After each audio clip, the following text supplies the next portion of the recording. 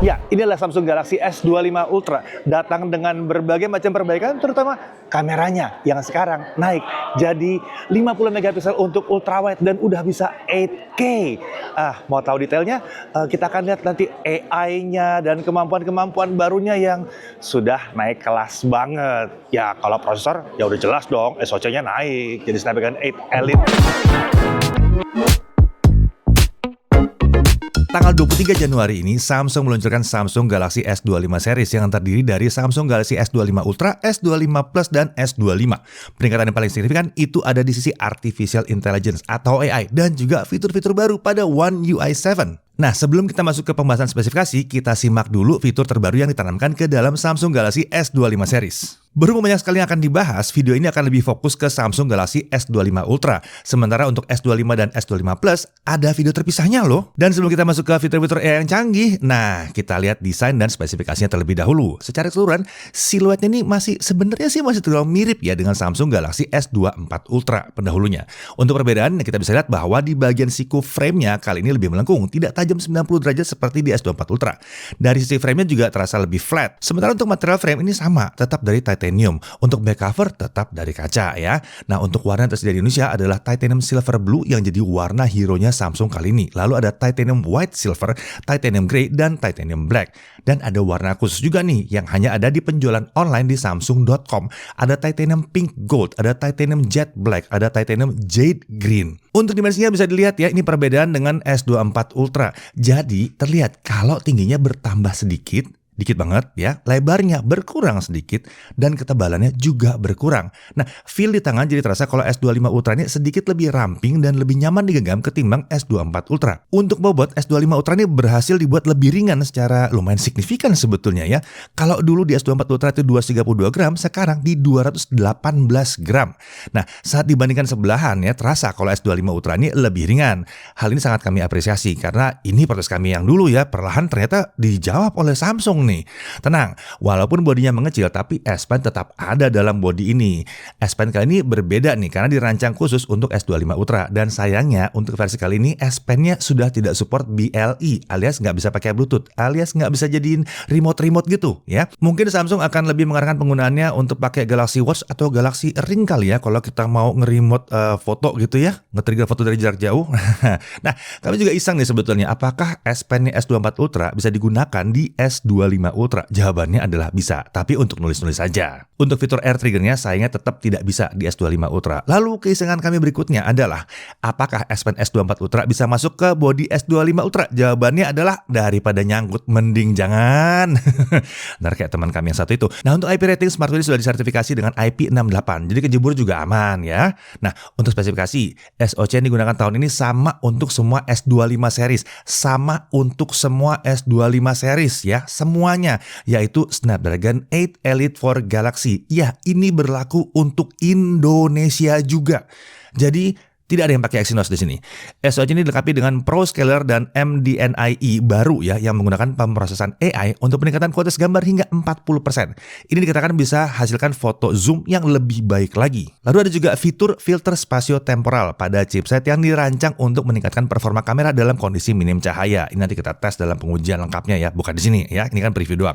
Nah, dibandingkan S24 Ultra kemarin, peningkatan performanya diklaim 40% pada NPU, 37% pada CPU, dan 30% pada GPU. Performa ray tracing juga diklaim naik hingga 40%. Dengan optimasi Vulkan Engine, pengalaman bermain game mobile ini harusnya jadi jauh lebih mulus. Nah, untuk cooling system, Samsung menggunakan vapor chamber yang lebih besar 40% dibandingkan S24 Ultra. Bisa kita lihat di sini ya, kalau vapor chambernya itu besar sekali dan harusnya ini akan bisa membantu penyebaran suhu yang lebih baik lagi. Bahkan TIM atau Thermal Interface Material ya, ini yang menghubungkan antara cooling system dengan si SoC-nya ya, yang dipasang di S25 Ultra ini dirancang khusus, bentuknya khusus, ada konturnya nih ya, dan harusnya ini akan berperan besar dalam penyebaran suhu juga. Untuk RAM itu semuanya sama di 12GB LPDDR5X ya. Dengan opsi storage ada yang 256, 512 dan 1TB, tentunya UFS 4.0. Baterainya 5000 mAh, charging kabelnya itu dukung sampai 45 watt dan wireless charging hingga 15 watt. Ini kurang lebih masih sama lah dengan pendahulunya. Tapi seperti kita lihat ya, di bagian desain Samsung berhasil membuat bodinya jadi lebih tipis. Nah, untuk security-nya dia punya ultrasonic fingerprint reader, face unlock, dan tentunya ada Knox Vault juga di sini. Bahkan S25 series ini sudah menghadirkan post quantum cryptography, sebuah sistem keamanan untuk melindungi data pribadi dari ancaman baru seiring berkembangnya komputasi kuantum yang katanya galak banget tuh kalau ngejebol password. Nah, udah disiapkan ini. Jadi memang si S25 series sudah disiapkan untuk jangka panjang. Untuk OS dia pakai One UI 7 berbasis Android 15. Untuk update OS-nya seperti biasa ya, 7 kali Android update plus 7 tahun security update ya. Malah lama banget. Nah, sekarang kita lihat fitur-fitur One UI 7. Nah, di One UI 7 ini Samsung bekerjasama dengan Google untuk meningkatkan lagi penggunaan fitur Gemini-nya dan pakai fitur-fitur Gemini yang baru. Fiturnya makin canggih karena bisa menyelesaikan tugas kompleks hanya dengan satu perintah. Dan yang penting nih ya, Samsung sudah mengintegrasikan fitur AI Gemini dengan aplikasi-aplikasi Samsung juga. Jadi bisa kita bilang fitur-fitur AI di sini merupakan fitur yang spesial, hasil kolaborasi Samsung dan Google. Mau lihat fitur-fitur seperti apa? Nih, kita demoin aja ya.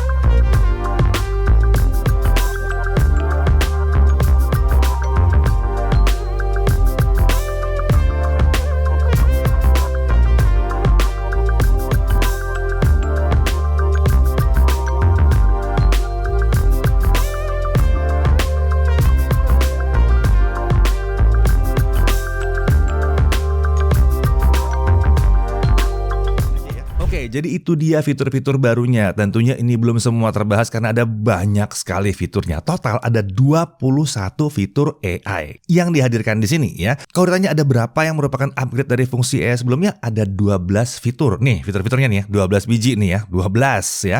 Nah, berapa yang merupakan fungsi baru? Ada 9 fungsi baru ya. Nah, kalau cuma ada 3, 5 dikit lah. Ini fungsi barunya aja ada 9 gitu. Nah, kalau mau tahu berapa yang bisa berfungsi secara offline, nah gini ya. Yang 9, ada 9 yang bisa on device, lalu ada 8 yang memang harus online atau on cloud, dan ada 4 yang hybrid alias kerjasama dari cloud dengan fitur on device-nya atau performa on device-nya. Kalau kalian mau tahu ada berapa yang terkait dengan Gemini atau Gemini, itu ada 3. Ada Gemini Live, ada Circle to Search atau Multimodal Search, sama ada Seamless Action Across Apps. Jadi bisa dilihat ya, fitur AI di smartphone akan jadi semakin canggih dan tugas-tugas yang dikerjakan oleh AI pun akan bisa semakin kompleks lagi. Ini akan membuat smartphone kita jadi lebih smart, bisa bantu kita berkreasi, bermain, dan membuat hidup kita jadi lebih mudah. Itu sebabnya tagline-nya Samsung S-Series kali ini adalah Human Like AI Phone. Untuk saat ini memang belum semua fitur hadir ya. Ada juga fitur yang belum 100% matang karena kita ngetesnya sebelum launching nih ya. Tapi itu semua akan ditingkatkan di update mendatang. Itu sebabnya kita belum membuat full reviewnya untuk sekarang. Nah, seluruh fitur AI canggih tadi akan hadir di semua S25 series, S25, S25 Plus, dan S25 Ultra, kebagian semua. Nah, kalau pertanyaannya apakah fitur-fiturnya akan turun ke S-Series sebelumnya seperti S24 series, S23 series? Nah, kalau dari pengalaman sebelumnya sih, biasanya versi sebelumnya juga akan dapat, tapi kemungkinan besar tidak semuanya. Karena kan ada kemampuan NPU yang beda banget ya. Nah, lalu untuk One UI 7 ini juga ada perubahan dari segi penampilan ya di sini ya. Home screen-nya seperti ini nih ya. Ini tampilan lock screen-nya. Lalu ini tampilan panel notifikasinya. Swipe dari kiri atas ya untuk notifikasi, swipe dari kanan atas untuk panel quick setting, atau sebagian dari kalian ada yang menyebutnya control center mungkin ya. Nah, status bar juga jadi seperti ini nih. Baterai iconnya juga baru, search bar pada app drawer juga sekarang ada di bawah ya. Nah, ada sedikit kejutan nih dari Samsung Indonesia, di mana Samsung Wallet itu akan hadir di Indonesia. Iya, akhirnya ya hadir di Indonesia ya. Gunanya apa sih? Nah, dengan Samsung Wallet kita bisa melakukan transaksi hanya dengan tap dari smartphone aja seperti ini. Nah, untuk saat ini belum bisa di-spill ya mengenai detailnya ya. Tapi yang jelas ini akan sangat berguna untuk transaksi pembayaran dengan berbagai metodologi. Membership tuh ya, misalnya yang MAP atau boarding pass pesawat atau digital key, Samsung Pass misalnya.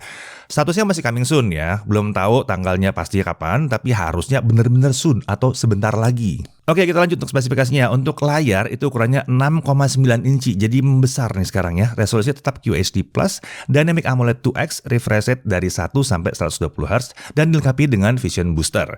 Kecerahan maksimumnya ini bisa mencapai 2600 nits, dan layar ini dilapisi dengan Corning Gorilla Armor 2. Ya, baru nih ya. Yang jelas yang satu ini punya daya tahan yang sedikit lebih bagus dibandingkan pendahulunya.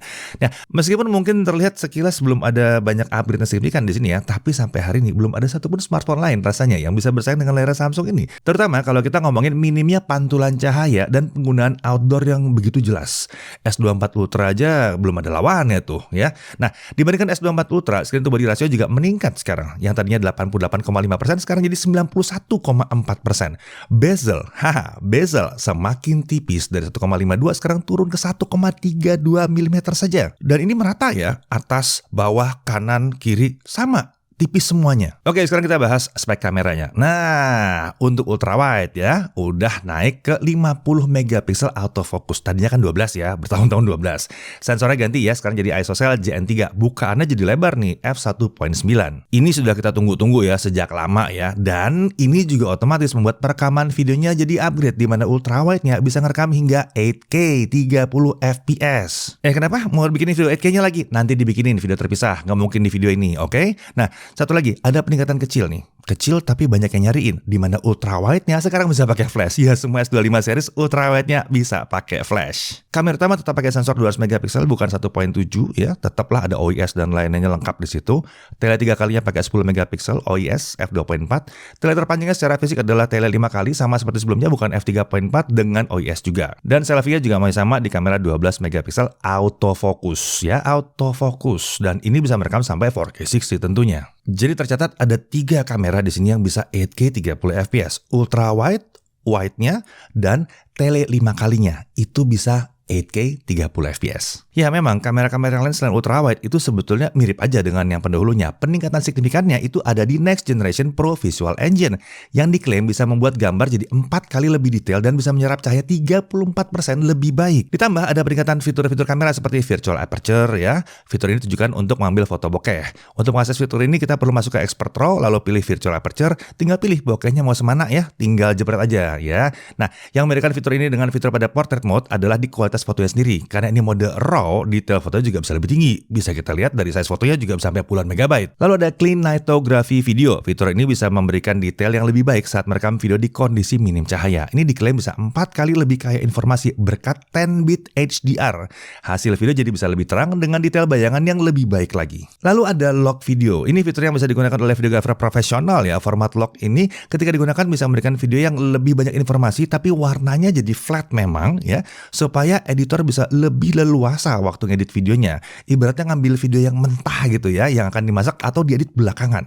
Editor atau kokinya tuh ya, jadi punya kebebasan lebih, terutama untuk color grading. Nah, yang menarik, walaupun video direkam dengan warna yang flat, lewat galeri Samsung kita bisa membuat video kembali berwarna dengan satu kali klik saja. Jadi misalnya tiba-tiba nggak sempat color grading manual, ya udah, klik beres.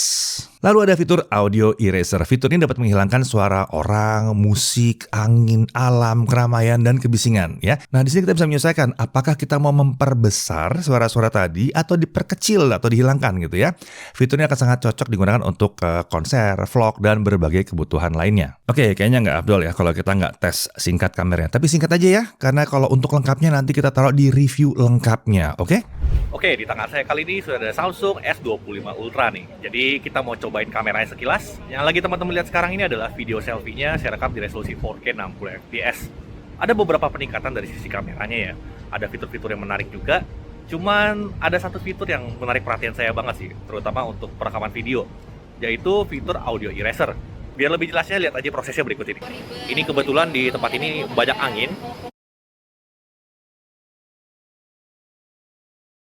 Ini banyak angin dan teman-teman saya juga ada suara yang lagi ngobrol. Nah, kita akan coba fitur audio erasernya, bagaimana dia memisahkan audio dari suara saya, suara angin, dan suara di sekitar. Ada suara yang lagi ngobrol. Nah, kita akan coba fitur audio erasernya, bagaimana dia memisahkan audio dari suara saya, suara angin, dan suara di sekitar. Nah, gimana? Kalian bisa dengar bedanya nggak? Kalau di kuping saya sih kedengaran banget ya, suara anginnya bisa bersih. Untuk suara orang yang lagi ngobrol, itu juga cukup teredam karena saya sudah setel crowd-nya itu minus 100. Emang belum yang hilang total sih, tapi ini udah oke banget. Karena skenario ini termasuk skenario yang cukup sulit. Buat saya sih fitur ini luar biasa banget ya. Bisa kita kendalikan noise reduction-nya mau semana, ini mantep banget. Oke, untuk perekaman video kamera utama seperti ini ya. Ini posisinya lagi di kamera satu kali atau kamera utamanya. Semua kameranya bisa merekam 4K 60, aman. Kamera ultrawide bisa, satu kali bisa, tele 3 kalinya juga bisa, tele 5 kalinya juga bisa. Ini standar lah ya. Upgrade yang paling signifikan itu ada di kamera ultrawide-nya. Sekarang kita bisa merekam 8K 30 fps. Tuh. Jadi ini kamera utama, ini kamera ultrawide, dan kamera tele 5 kalinya juga bisa. Nice. Untuk 4K 120 fps juga bisa. Kita ke slow motion. Jadi kita perlu ke slow motion dulu. Bisa kita lihat di sini kita bisa merekam 4K 120 fps. Untuk kamera utama dan kamera ultrawide-nya. Nah, seperti ini tuh. Kamera ultrawide-nya bisa untuk slow motion. Tapi menarik perhatian saya adalah di 4K 120 fps kita bisa menggunakan fitur HDR-nya. Wow, ini di kiri atas ini ada tombol HDR. Ini kondisinya mati. Ini kondisinya nyala. 4K 120 fps dengan HDR itu fitur yang luar biasa loh. Tapi ini akan kita kulik lebih lanjut di video review aja ya. Untuk foto-foto saya juga sudah bandingkan sekilas dengan S24 Ultra. Untuk kamera ultrawide-nya bisa saya bilang kalau di kondisi terang begini, keduanya mirip-mirip aja. Karena by default ultrawide-nya ini juga pixel binning ya. Upgrade ultrawide ke 50 megapiksel baru akan kita rasakan ketika kita pakai mode full res 50 megapiksel. Untuk kamera utama cenderung mirip, tele 3 kali juga saya nggak terlalu lihat perbedaan, tele 5 kali juga sekilas mirip, tapi ternyata saat mode zoom mentok 100 kali, saya bisa lihat bedanya nih. Bisa kita lihat kalau hasil di S25 Ultra lebih rapi, kelihatan di garis-garis bangunannya dan noise-nya juga lebih bersih. Sepertinya ini berkat fitur Pro Scaler yang dibahas tadi ya, beneran ada efeknya nih. Oke, mungkin sekian dulu untuk kameranya Samsung Galaxy S25 Ultra. Tentunya saya nggak bahas detail di sini karena fiturnya Samsung Galaxy S25 Ultra ini gila banget kameranya. Banyak banget. Buset. Ini baru di menu kamera awalnya aja itu udah banyak. Belum lagi kita masuk ke expert RAW segala macam. Itu nanti kita simpan buat di reviewnya aja deh. Tapi sekilas kurang lebih bisa saya bilang kameranya udah khas flagship Samsung banget. Dan yang saya sangat apresiasi adalah upgrade di kamera ultrawide-nya. Atau mungkin kita bikinin video khusus aja kali ya untuk pembahasan fitur-fitur terbarunya Samsung Galaxy S25 Ultra ini.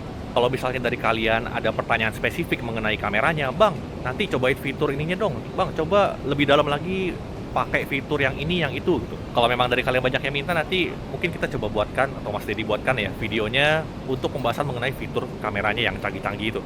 Oke, sekarang kita lanjut lagi ke pembahasan berikutnya. Oke, sekarang kita masuk ke harga dan varian. Ya, S25 Ultra akan hadir dengan berbagai opsi storage. 12256 ada di 22.999.000, 12512 ada di 24.999.000 dan 121 TB ada di 28.999.000. Dalam masa promo tentunya akan dapat Gemini Advance. Ya, langsung dapat Gemini Advance selama 6 bulan gratis. Tapi tenang, kalau misalnya nanti udah habis, fitur AI-nya nggak turun. Wah, aman kok, fitur AI tetap ada. Cuman pakai datanya bukan dari Gemini Advance, dari Gemini yang biasa ya. Ini otomatis akan menghadirkan cloud storage sebesar 2 TB selama 6 bulan Gemini Advance-nya gratis tadi.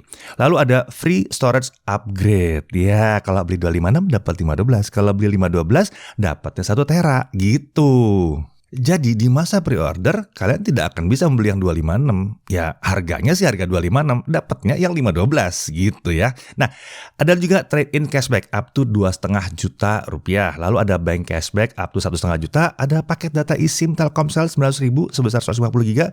Yang ini totalnya kurang lebih bernilai sekitar 8,9 juta rupiah. Ya, Samsung Galaxy S25 series ini sudah bisa dipesan mulai tanggal 23 Januari 2025 di official store Samsung Indonesia.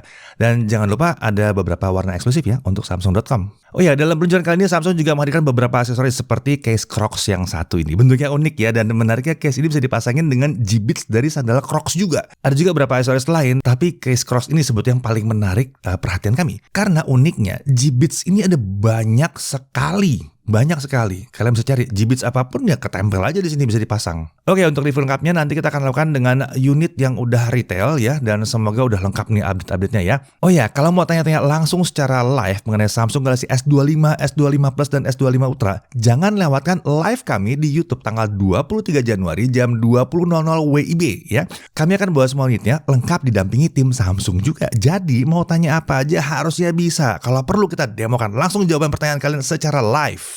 Ya, jadi menurut kalian mana sih yang paling menarik fitur yang baru dari si Samsung Galaxy S25 Ultra ini? Apakah AI-nya atau kameranya atau ada yang lain mungkin? Ya, tulis di kolom komentar ya. Nah, untuk review lengkapnya nanti tunggu dulu. Kita tunggu unit yang di Indonesia. Nanti kita kupas tuntas lagi yang satu ini. Oke, sampai sini dulu. Saya Didi Irfan, Jaga TV TV.